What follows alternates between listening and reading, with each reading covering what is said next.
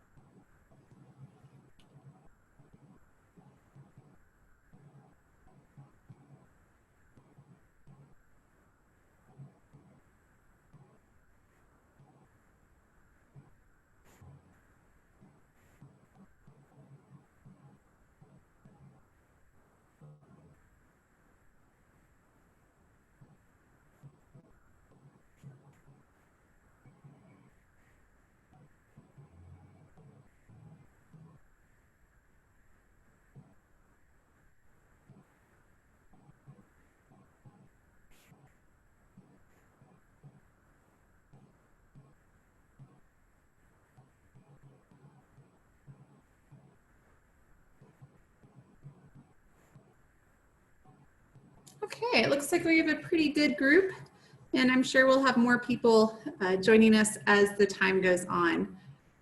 So welcome. I wish we were all sitting in Norland Library and I could get to know you all a little bit better. But to get started, I am one of the librarians at the CU Boulder Libraries. I work a lot with learners in different manners. I work a lot with first year students, with writing students, with libraries engagement and programming, and I'm excited to share a little bit about what we do and who we are with you all today. I hope you all feel free to ask questions at any time. We have a small enough group. I will take questions at the end as well, but we do have a small enough group that please feel free to ask either in the Zoom chat or to unmute yourselves and just ask directly at any point. I want to talk today with you all about the differences between high school and university libraries, some of the common struggles that we see students face with research questions and with the research process. I'm going to give you a virtual tour of our spaces, share some updates about this semester, and introduce you virtually, introduce you to at least how to find the information for your students to ask questions of the librarians. Okay. So to get started, what I would love to do is ask you all a question first. And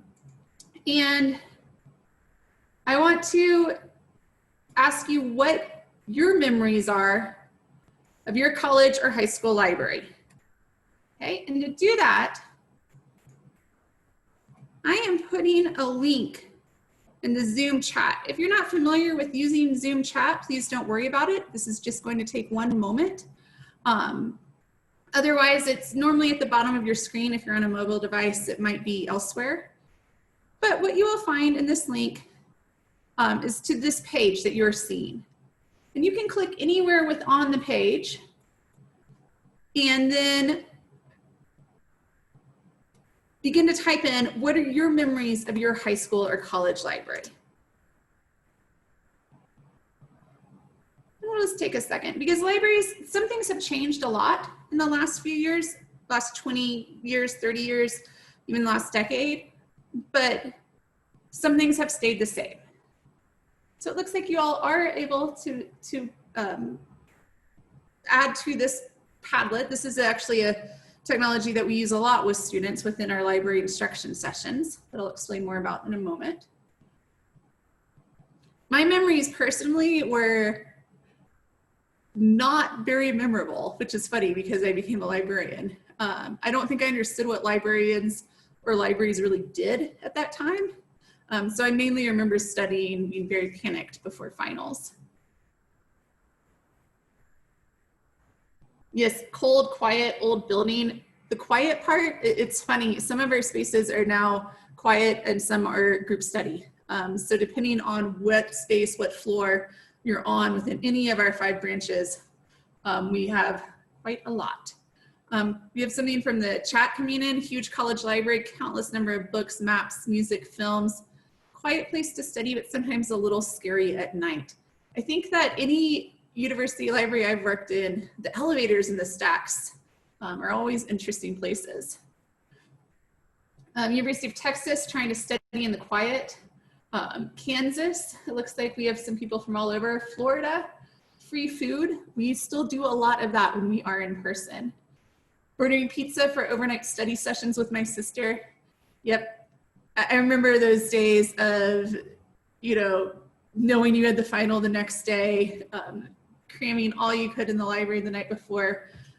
Our libraries are normally, during most semesters, we're open until around 11 p.m. For most of our spaces, but some of our spaces are 24 hours with buff card swipe access. One of my favorite places, definitely an old building. That's still the case a lot of times. A warm place to study, University of Vermont, but sometimes it wasn't worth braving the cold to walk there. Fortunately, Colorado is a little, you know, we have those snow days, but we also have beautiful warm weather days throughout. But I'm sure students feel like that occasionally. So we do have some virtual reference services for those days. Great. Well, I just want to thank you all for contributing to that. University of Missouri, Mizzou, quiet place to study. Yep. A lot of associations with studying and study places. And that is what we still see with students today. Okay.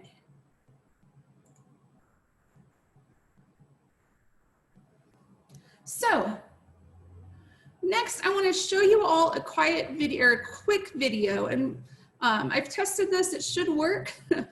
You never know with technology right now. I just want to show you all a quick video of what students say about some of the challenges coming from high school into a college library. This is from a group called Project Information Literacy. They do scholarly studies on students and information and how students conceive of and access information, especially in today's environment. So, just want to play this quick little clip of that.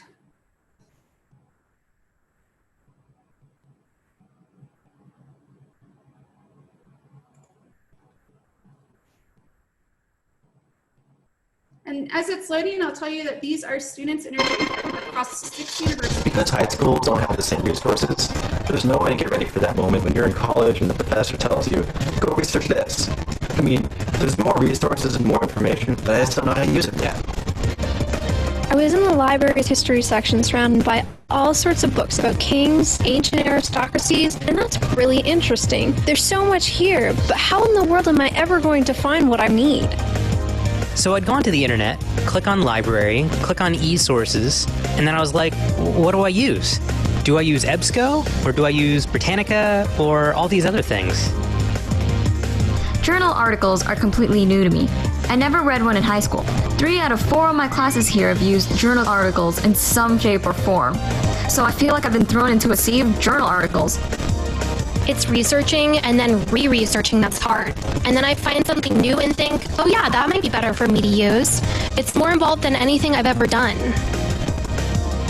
How do you read a 30-page article and pick out a few meaningful quotes? I mean, what is the right exact quote to select and use?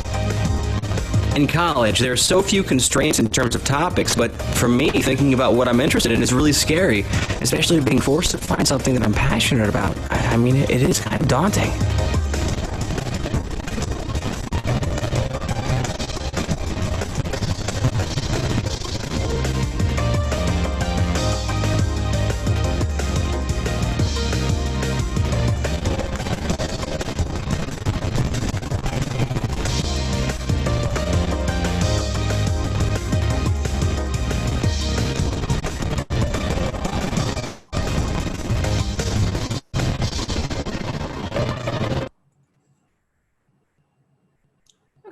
So I hope you were able to see that all right. I know the visuals can be a little choppy.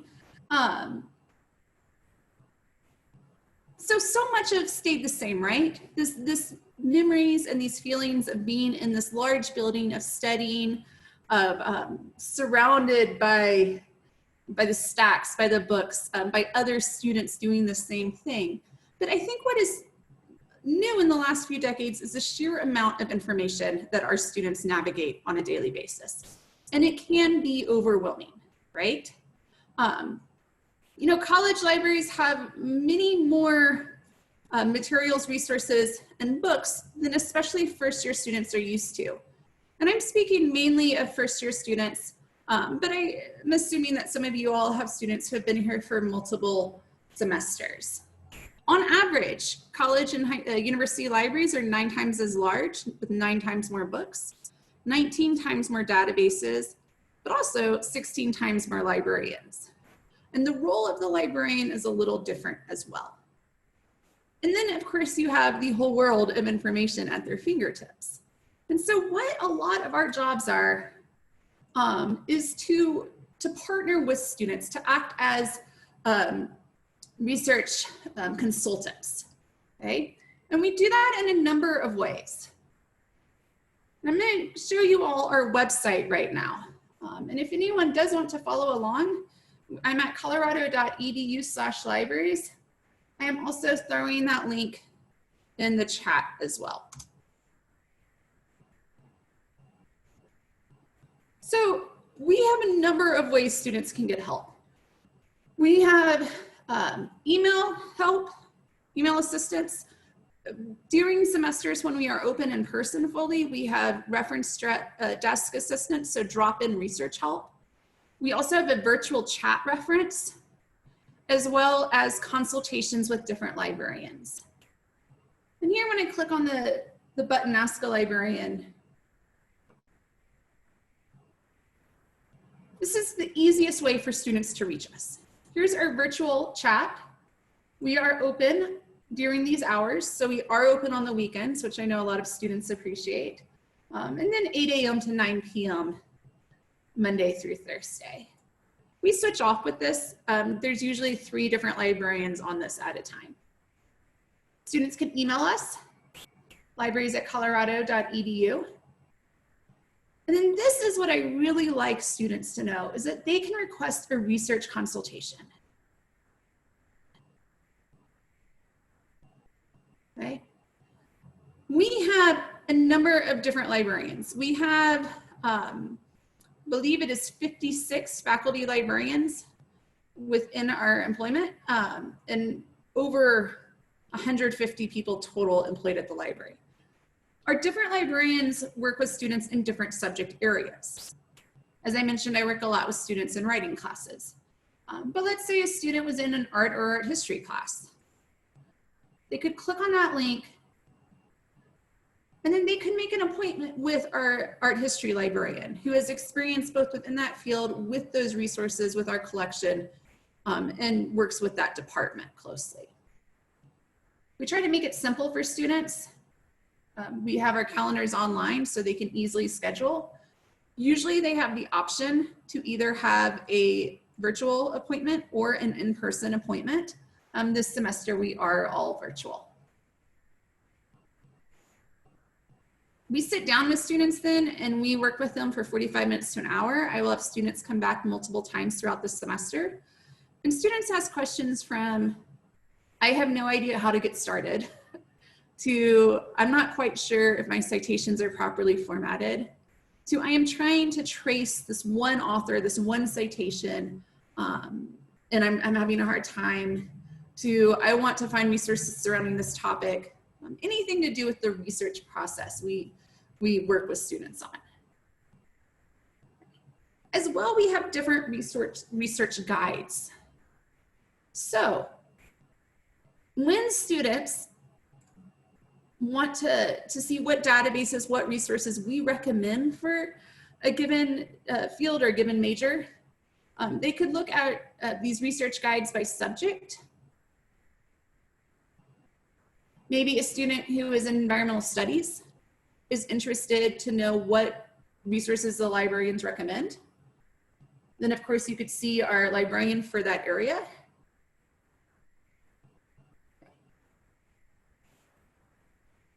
Or if students just want to generally know, and once again, this is very helpful for students who are beginning their time at CU Boulder, just some basic research strategies. We have guides for that as well. everything from how to frame questions, looking at the research process, choosing different information formats, different sources, reading and note-taking, citation management softwares, finding specific formats. Maybe a student really is interested in looking at statistics and data, the primary sources. So we try to make it straightforward and easy for students to use. Because once again, there is a lot out there for students these days. And they're used to using search tools like we all are. But academic research is, of course, a little different. Just to give you an example of the amount of materials that we have, once again on this home page, looking at A to Z databases.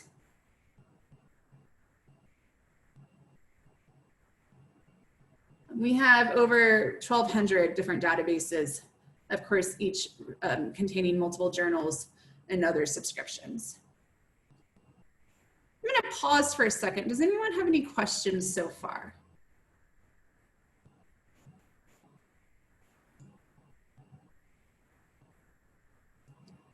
Okay, please feel free to put any in the chat or ask me at any time.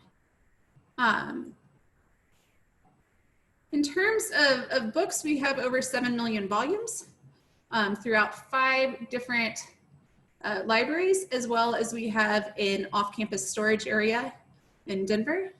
And students, we have somebody that goes back and forth during normal times daily, and students are able to request materials from any of our libraries or that off-site storage.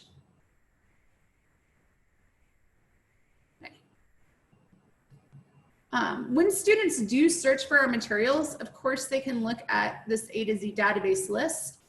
They could look at e-journals. They could look at our classic catalog, which searches for books, print materials, or they could search within this main search box, which searches about 95% of our materials. So again, just to give you all an example, I'm going to go ahead and do a search for cats. And there's a great question coming in. How do freshmen find out about the service? Is there an intro session? We work with, there are intro sessions for most classes, right? Any student that is in a class that is in a writing session their first year will come to the library and meet with the librarian. Otherwise, the different librarians work with faculty members in those departments. And there is no one common course that all first year students take. So it's working with those individual faculty members to make sure that they can share some of these resources and some of this information with their students. As well, we participate in a number of orientation events during the beginning of the semester to make sure students are aware of our services. Hopefully that answered that. If not, please let me know. Are all 5 libraries currently open to all students? No, they are not, and I'm going to touch on that later. Right now, we have 2 of our branches which are opened or reopening for student study space, and students are able to check out most of our print materials through a contactless pickup system. And then this was just a general search that I did for cats. Librarians really do love cats. And you can just see the amount of information that your student might see, 29 million results almost, all different types of content, both virtual and physical. Okay.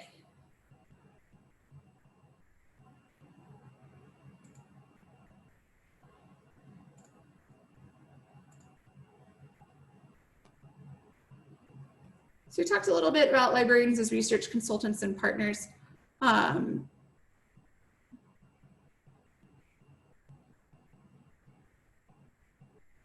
Okay, so the libraries are like the rest of campus.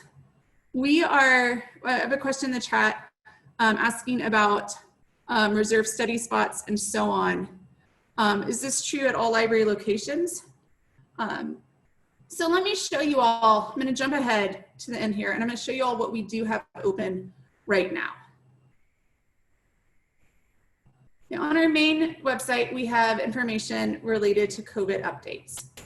Okay. Currently, The Math, Engineering, and Physics Library is open to CU affiliates for reserved study spots. The Business Library is reopening on the 19th as well for reserved study spots. The Earth Science and Map Library is currently closed. The Music Library is. And Norland Library, the main library, has been turned into classroom spaces for students. Students are able to reserve a study spot here on our website. Let me put that link in the chat for the full COVID updates. Okay. Students are able to reserve a study seat. We have study seats available with computer access as well as not. They can reservations in 45 increments up to 135 minutes per request. Then they will use their Buff 1 card when they come in. Okay, we also have seats with and without power outlets. And here they could reserve suites. I want to emphasize that all of our library spaces are open to everyone. The law library is different, but the business and the Gimmel library are open to everyone, no matter if a student is within that area or not. So they do not have to be a business student to open that seat or to use that space. To accelerate the opening of libraries for in-person use, I know that we are doing our best to work with campus to follow the overall guidelines. And unfortunately, I don't have any times about opening. But I know that we are following social distancing guidelines and that our facilities and our administration is working with campus to make sure that we can serve as many students as possible. Of course, as I was showing you all, most of our services are virtual. So a lot of our resources, librarian support, and so on are virtual. And students are able to access that in a number of ways. I'd love to answer, it seems like there's a lot of questions out there about COVID, what's being done right now. So please feel free to keep throwing those in the chat. Ask me if you would like more clarification or to unmute yourself and ask verbally as well.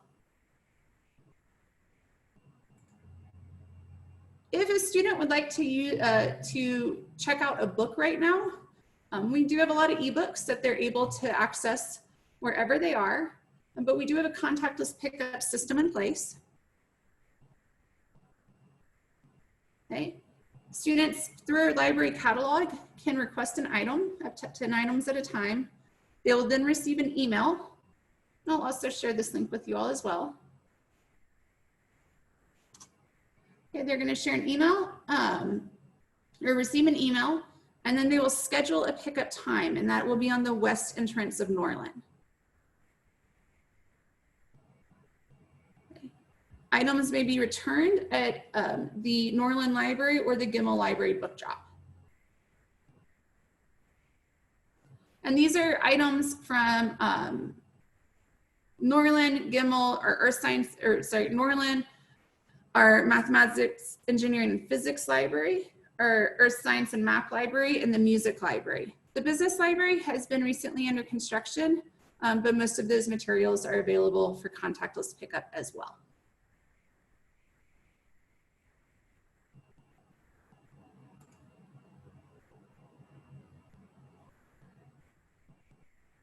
Okay, I'm going to click on where it says more library services here. We do have Interlibrary Loan currently functioning. So if we don't have something your student needs, or if they are not able to access it in a manner that they need right now, they can request an Interlibrary Loan. And that way we would try our best to find that item from another library. And they can make a request remotely for that.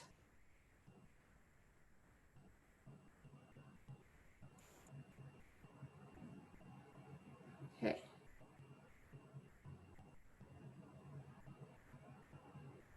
This is not part of the library system, but it is located physically within the libraries when we are fully open. The Writing Center is also functioning virtually, and we encourage students to make appointments with them as well.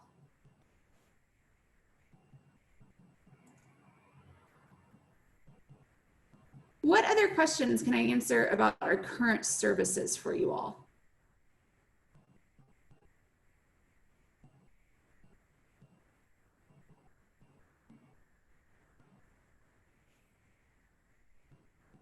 We also have a number of ways students can access these resources off campus.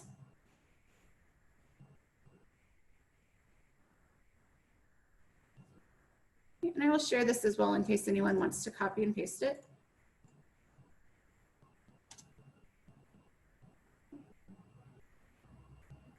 Students can connect anywhere using their CU identity and password whenever they click on one of our resources, you know, maybe a journal article or a chapter in an ebook.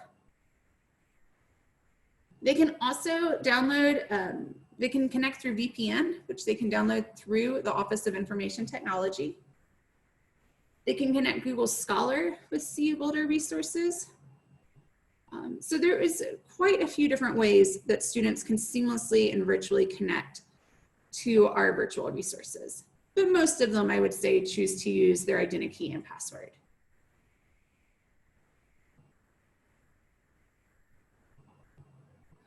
Right, so a couple of questions. Is the librarian help via chat or Zoom? It's both right now. The librarian help, the chat feature, and I'll just go back to that. Right here.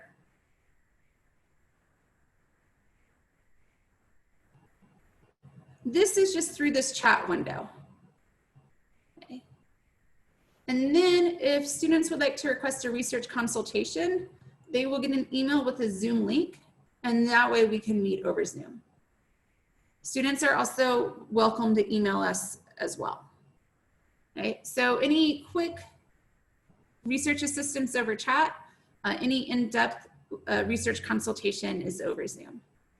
And we have a question, do we have a special treatment for return books? We are putting those books aside for, I want to say either 3 or 4 days, and then reshelving them. So we do have a system in place for once those books are returned.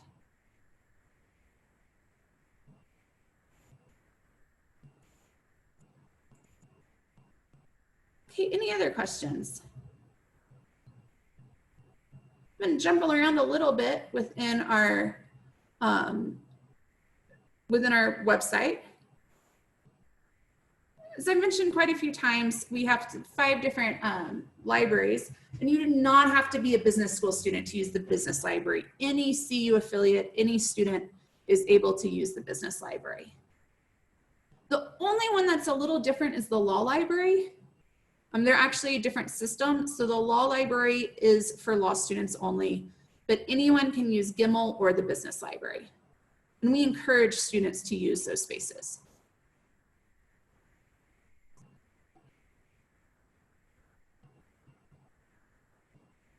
I want to talk about a few other resources students have access to this and every other semester.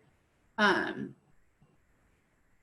Norland Library, which is once again our biggest collection, both physically and virtually, students also have access to our government information library, as well as our special collections, archives, and preservation. I'm going to start with special collections, archives, and preservation. Normally, I just had a question come in, are CU libraries open for local residents? Normally they are. This semester we are not.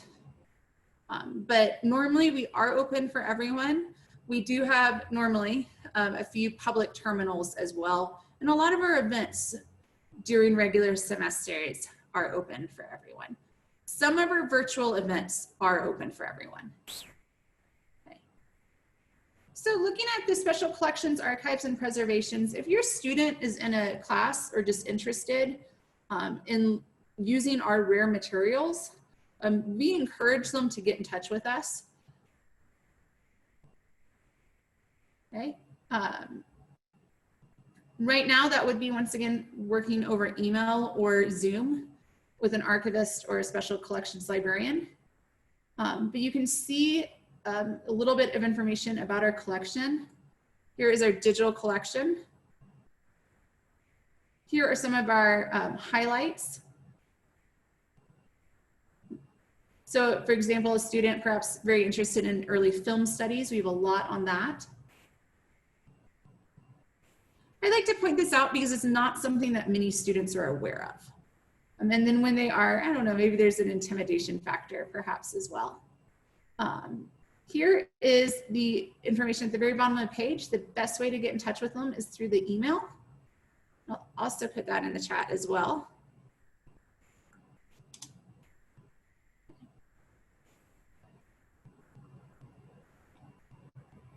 And so if they have any questions about rare materials, archival materials, or just wondering what we have, and that can be related to a class or just for their own interest, they're welcome to get in touch with us. Another special section we have is the Government Information Library. Physically, that's located in Norland Library. Virtually, for this semester, students can once again get in touch with government information librarians. We are part of the Federal Depository Library Program, which basically means that we have copies of publications from government publishing offices at the federal and state level. Usually there's one library in every state that fulfills this role. So if a student is interested, perhaps in international affairs, looking, maybe a history student, we have all sorts of resources that they can access, and most of them we can get to virtually as well. So I do encourage them to reach out to the government information librarians.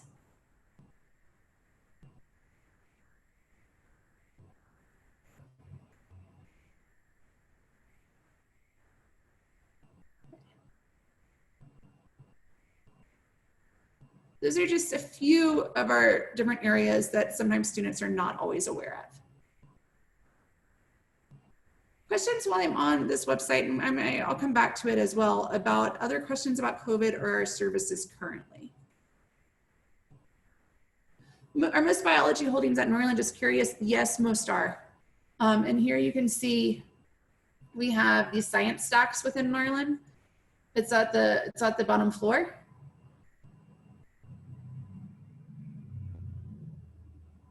As well as within here, featured resources.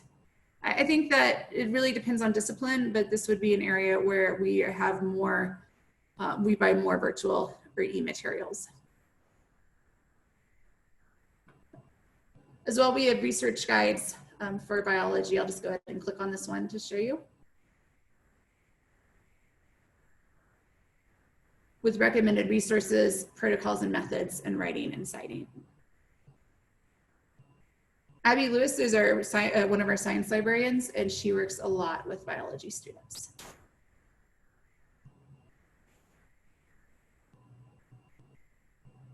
Okay.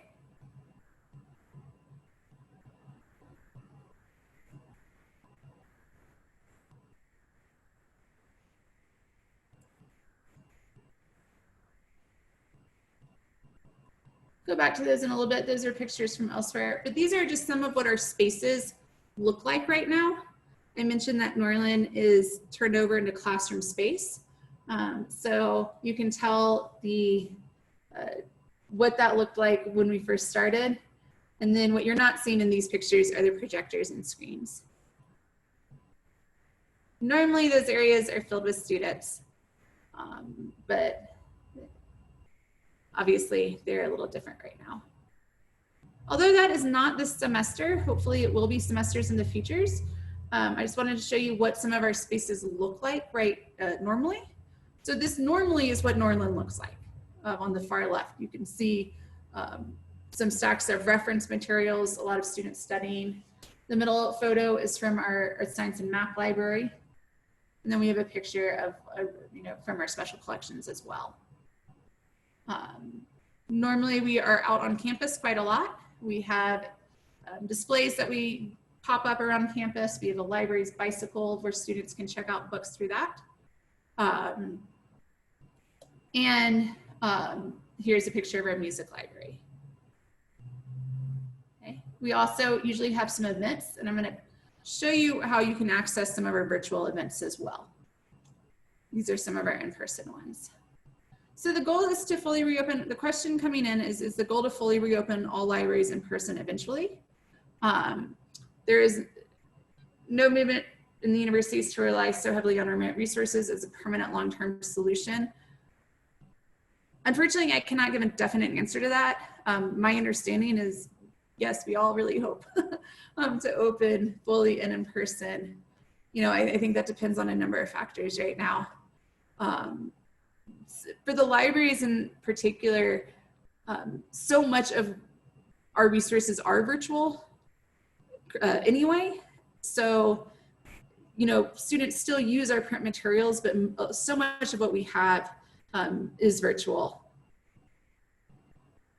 So in that sense, we were already providing some of these virtual services, and that will continue. As I mentioned, normally students have an option to meet virtually or in person with a librarian. Of course, this semester it's fully virtual. I hope that answers that. Unfortunately, I don't have any updates that I can give you about the spring semester.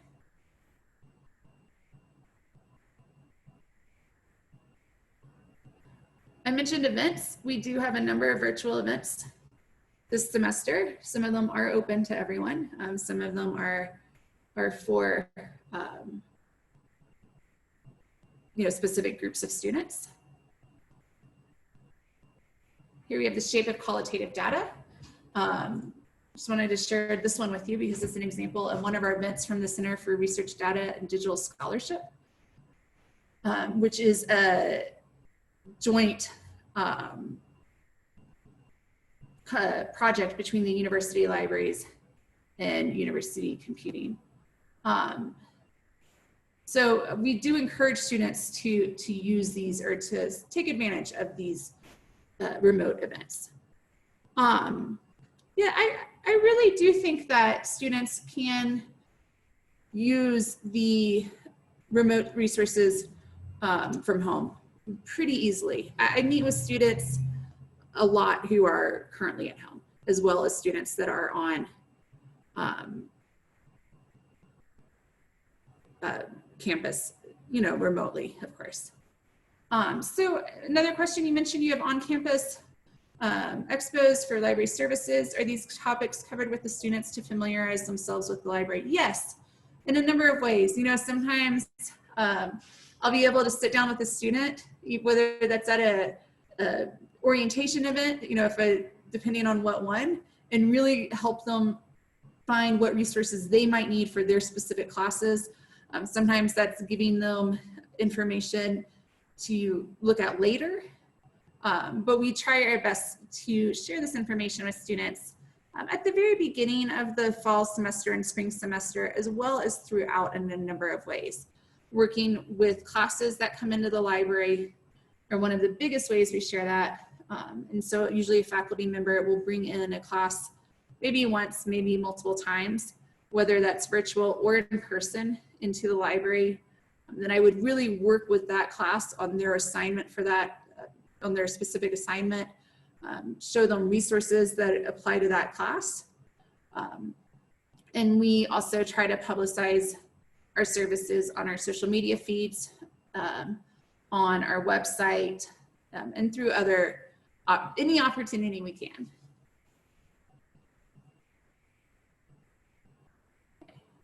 Here's just, again, some of the different events we have coming up. I just finished a series for first-year students this week where we were covering some basic research topics such as what do you do when you have too many sources, or how do you begin to cite your sources properly?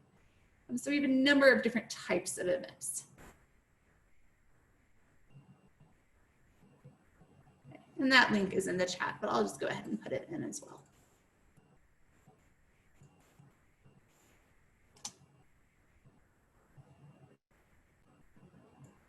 Okay. You all have asked me so many wonderful questions that I ended up covering a lot of what I was planning to cover just throughout answering these questions. But let me just make sure I'm not missing anything.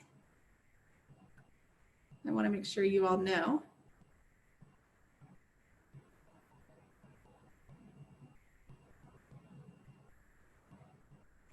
I think that is the majority of what I wanted to spend this 50-minute time period covering. So I'd love to continue answering questions or continuing to share more, but it does seem like questions are still coming in over the chat. So please continue to ask.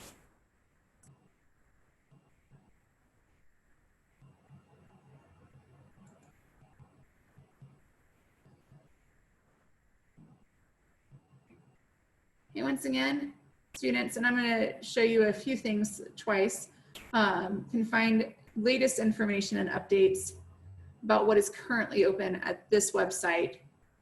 And then they can make a study reservation, a study seat reservation here, request contactless pickup for books. And there are links to ask librarians for help as well.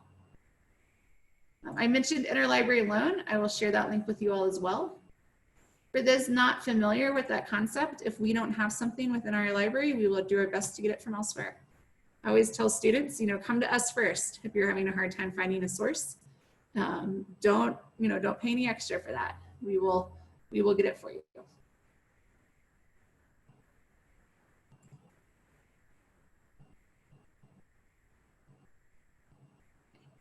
One other thing that you might be interested to know, we do have some printing available within the business and Gimmel libraries.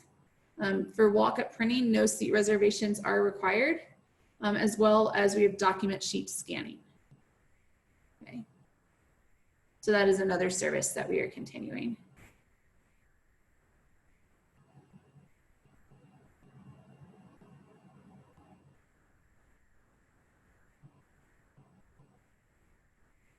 Okay, well, it's about 5 minutes before we would normally be ending this session, but throughout all your wonderful questions, as I mentioned, I did cover what I wanted to share with you all. So please continue to ask questions. If you would like me to demonstrate any of our resources, I am happy to do so as well.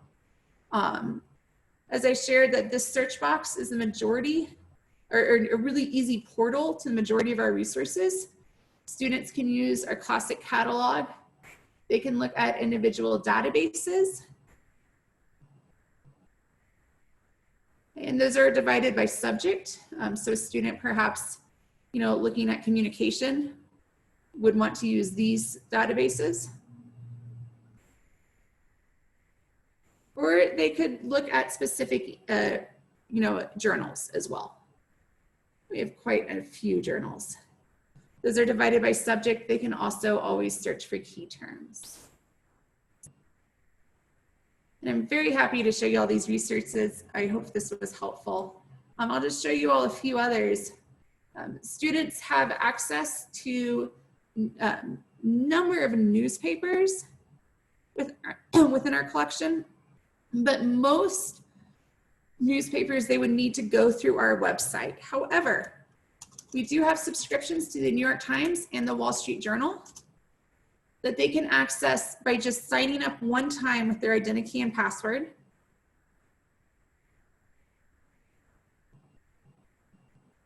And then they will have a year subscription, in which they can renew as often as they're a student at CU. So for example, the New York Times, they would just need to activate their access, and the exact same with the Wall Street Journal.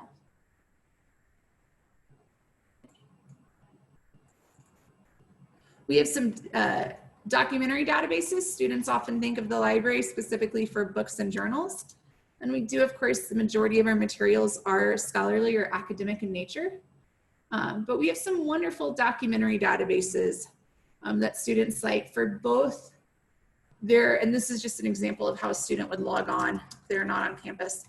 Students enjoy these databases for both school or academic purposes, but I've talked to a number of students who just like film and who enjoy watching these. for their own recreational purposes. I'll throw that link in the chat as well.